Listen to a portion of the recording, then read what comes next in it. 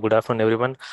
Good to see you all in another, interesting session on CAMEL Factory, which is A in cybersecurity. So I'm pretty sure that most of us do have security concerns in some way or the other, right? So it starts from the mobile phone, or be it your desktop, or workstations in your organization, or the network.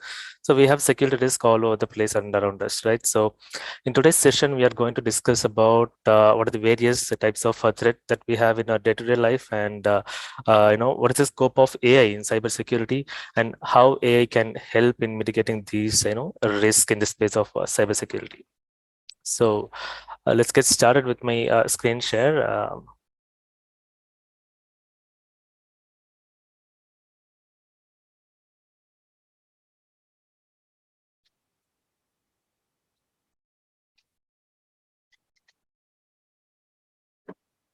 All right, so I have shared my screen and hope you're able to view my screen, which is a PowerPoint slide. Um, all right.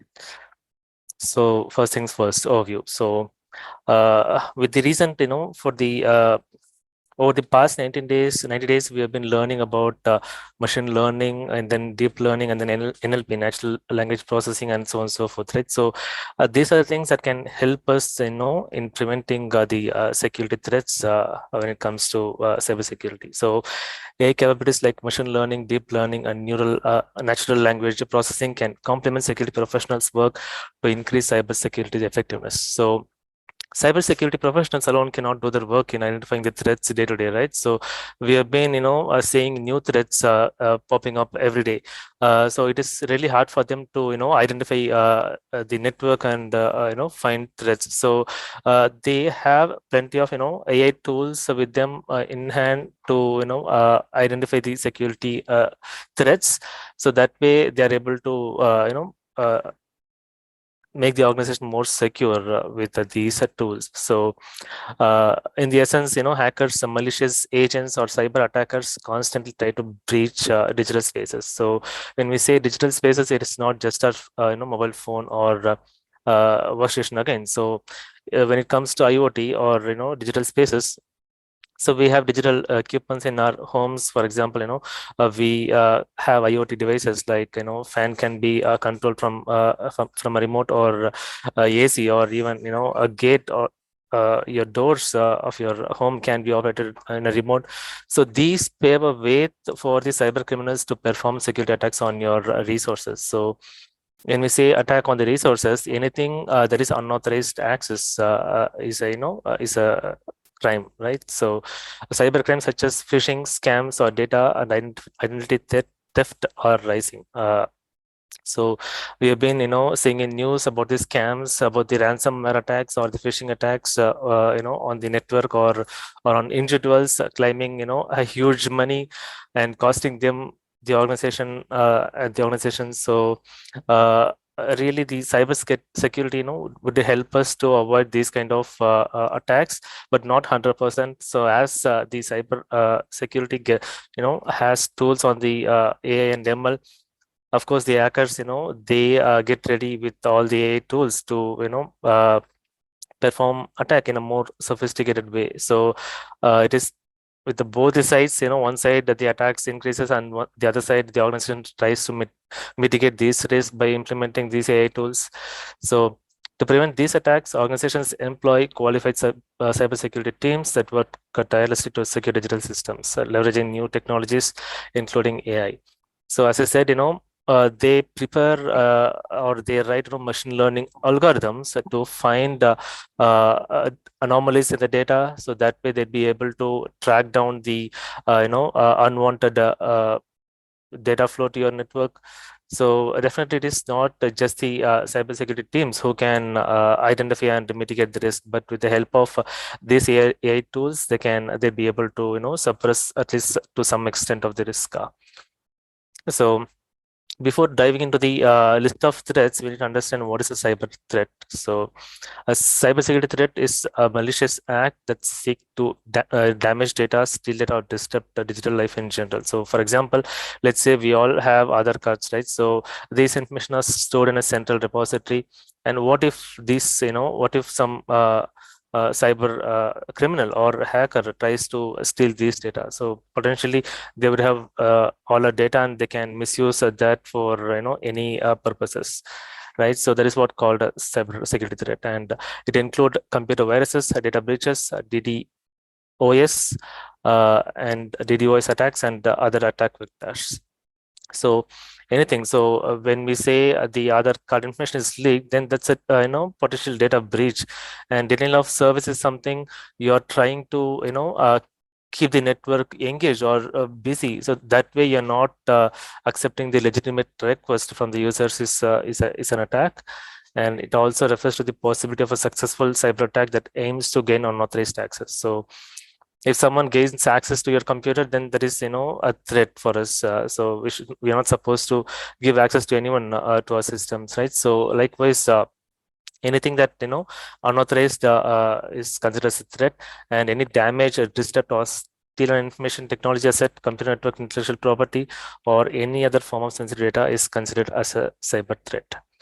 And threat can come from within an organization by trusted users, or it can happen from remote locations by unknown parties as well. So even one of the employee from within an organization can write a malicious code that can steal companies intellectual property, or some legacy code or something like that, or even they can try to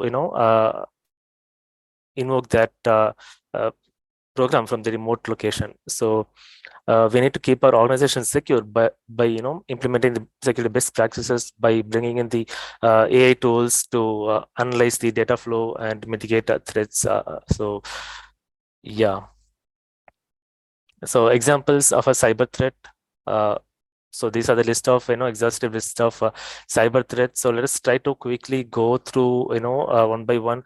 So I'm sure that most of you would be aware of some of these threats. So let me try to open up URL here that describes about these type of threats. So malware is a software that has been specifically designed to perform malicious tasks on your device. So for example, it can try to copy a folder or copy a file and create numerous number of copies of it. And that way, at some extent, it would try to occupy your entire disk space. So that way, you'll not be able to gain access to your system at all. So there is a kind of virus in your system. And spyware is something people write to steal your information. So they would try to keep a program in a system that could potentially steal your account information, or when you visit online and purchase anything online, they could steal your credit card information, and they can make use of them. And phishing attacks is in most of the phishing attacks would happen in an email or in a mobile.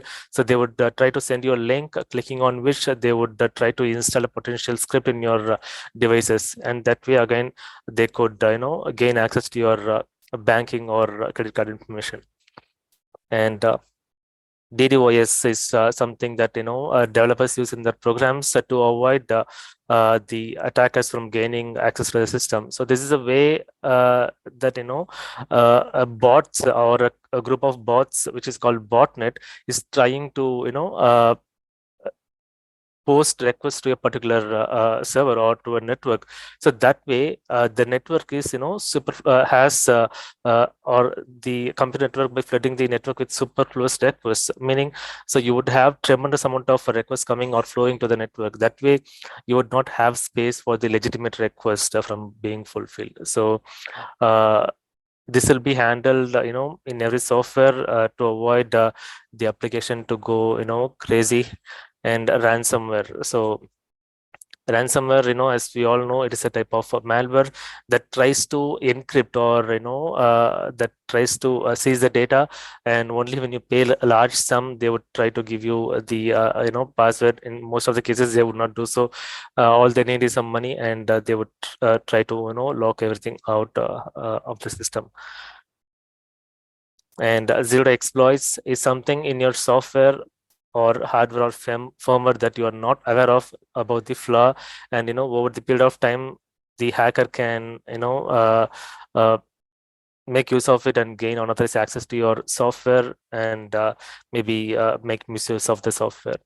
And advanced persistent threat is a form of threat where a user gains unauthorized access to a system, and nobody notices that he is in the system. So there is a kind of threat.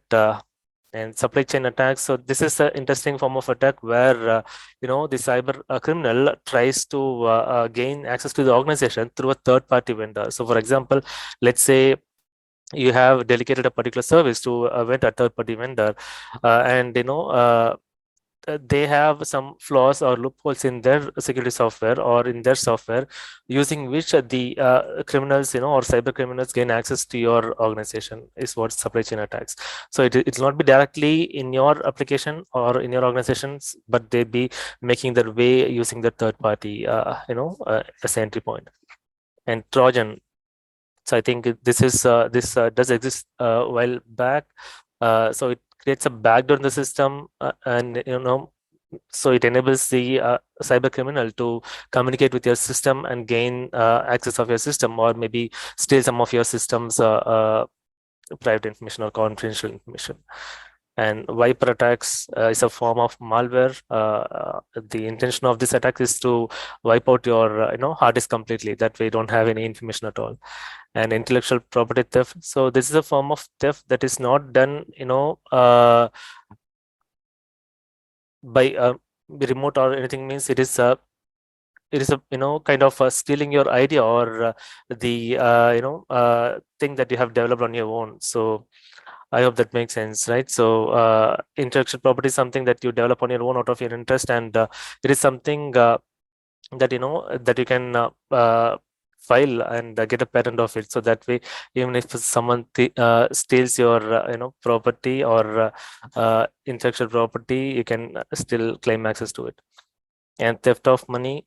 So I think it has a large list of attacks here. Probably I try to cover few of them quick here. And data destruction is when a cyber attacker attempts to delete the complete data. And so the interesting softwares are this one, the rogue and unpatched software. So rogue software is, this would look like a legitimate software. For example, if you visit gmail.com, and let's say you are you're having a typo in the URL. Let's say instead of a Gmail, you're typing in GAMIL. All right, so they would have the UI just like the Gmail, and you can log in with your credential. They would try to grab your credential, and then they would after, when you log in, they would say something like the server is not responding or something like that. Then you would try to log in a different tab with a proper URL.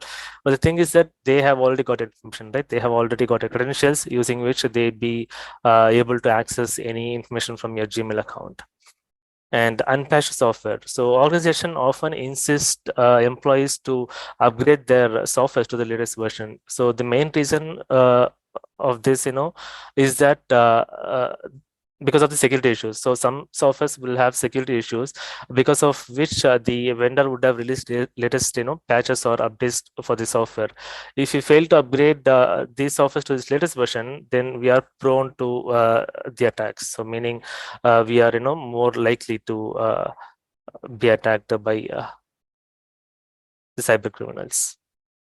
So this is something that does not come under the threat by human or human-made threat. So data center disrupted by natural disasters. So let's say if you have a flood or lightning strike on your data center, and if you get to lose your information or data, then that is a threat as well, right? So you need to have proper mechanisms to have the data backed up or synchronized between multiple locations. So these are the list of cyber threats, and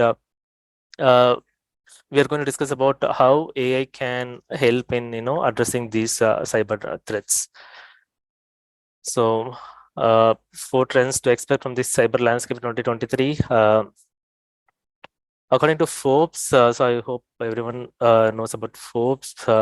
So they have predicted about how the cybersecurity landscape will evolve in 2023. So with the new enhancements and development of AI, So it is often, said that people will lose jobs, and because AI is going to replace them, right? So because of that reason, more people will get involved in cybercrime to make their ends meet. So meaning they would try to move their attention away from, cyber security side or cyber attack side, and they would try to involve in various cyber criminal activities.